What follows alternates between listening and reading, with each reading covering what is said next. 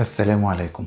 لو انت بتدرس في كمبيوتر ساينس او حتى مخلص كمبيوتر ساينس او مثلا شغال في الديتا اناليسز، فاكيد يهمك قوي انك تعرف الاساسيات الرياضية للذكاء الاصطناعي بشكل مظبوط. مش بس تعرفها، انت عايز تكون فاهمها بشكل عميق. الكلام اللي هقوله دلوقتي ده هيهمك لان انا ان شاء الله هعمل كورس مجاني في الاساسيات بتاعة الذكاء الاصطناعي. الكورس ده ان شاء الله هيكون يوم السبت والحد الجايين 6 و7 سبتمبر من 7:30 ل10:30 بتوقيت مصر. الكورس ده لايف ان شاء الله، هيوصل لك اللينك بعد ما تسجل. انا اسمي محمود عيد، دكتور في جامعة القاهرة كلية الحاسبات والذكاء الاصطناعي، وفي نفس الوقت انا باحث في بريطانيا في يونيفرسيتي كوليدج لندن.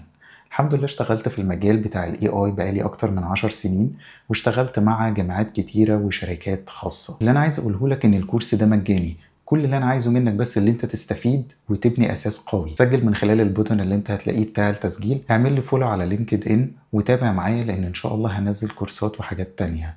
وبالتوفيق ان شاء الله. سلام.